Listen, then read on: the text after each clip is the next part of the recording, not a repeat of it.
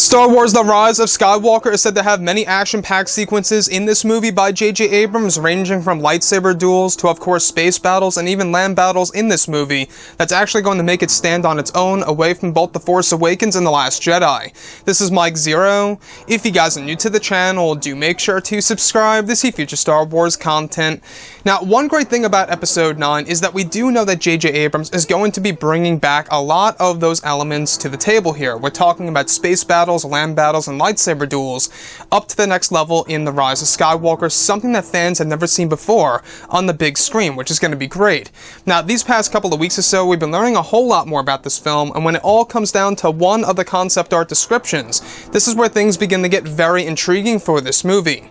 Now, specifically, shot descriptions consisting of one of the major space battle sequences in the third act of the film, where it's described that Kylo was inside of his new shuttle that is colored white, where it said that he is firing missiles at the Millennium Falcon that is being piloted by Lando Calrissian.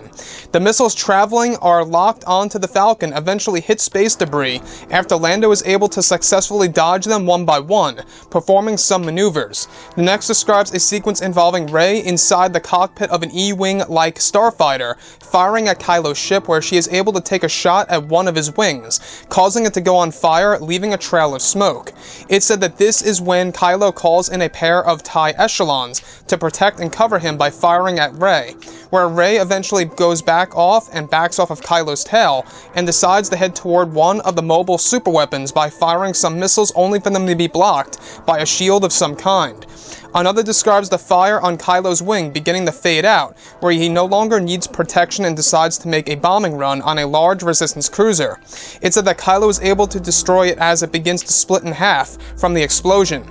Lastly, a description of Leia on board of the sledgehammer, where it said that she feels her son's presence and pauses from her commands on her ship, where Kylo is now taking down 3 B-Wing fighters that crash into one of the resistance cruisers, where Rey is seen doing a barrel roll destroying a TIE echelon that was aiming at Poe and Finn inside of their B-Wing.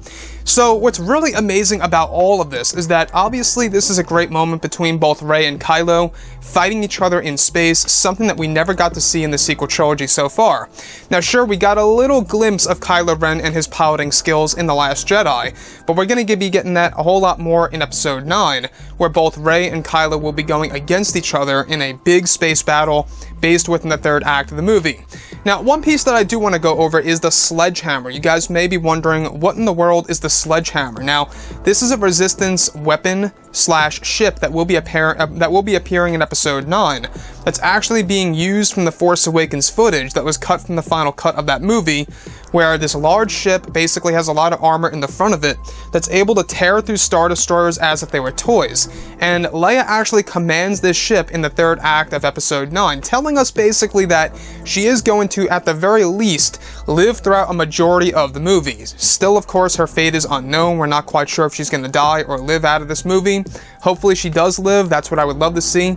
But what really does get me is that she once again feels her son's presence, just like how it was done in The Last Jedi.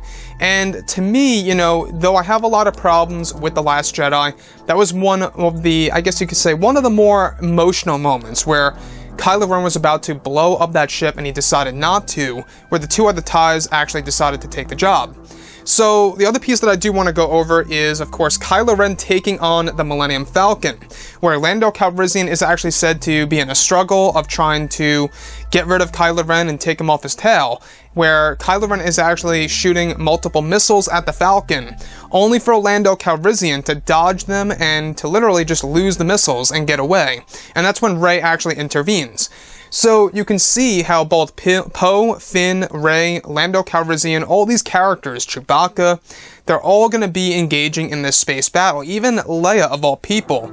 So we've heard this before in the past that the space battle in Episode 9 is described to be a mixture of the battle over Coruscant, the Battle of Endor, and the Battle of Scarif. It's going to be that massive of an actual space battle scene in Episode 9, something that we have never seen before. And to me, I'm really wondering on whether or not it's a good idea to really go all out like this and to make it big as possible, to the point where maybe it might seem a little overwhelming or a little bit too much. Now, honestly, guys, I think that we have nothing to worry about. I think that this particular sequence really is going to deliver as one of the best space battles that we have ever seen in the Star Wars franchise. After all, guys, I will admit, the Battle of Scarif, great space battle in Rogue One. I mean, I think it was pretty close to, you know, the battle for Yavin. I really do think it was. So if JJ can really capture that emotion and capture that type of action in Episode 9, where it doesn't seem like it's too overwhelming or too overdone, I think then and only then this space battle really stand out and become quite a legendary space battle in the Skywalker saga. So anyways, guys, drop a comment below. Let me know what you think about all of this in the comments. And if you guys did enjoy the content for today, do make sure to drop a thumbs up on this video to support the channel. I thank you all so very much for the kind support, and I'll catch you guys next time.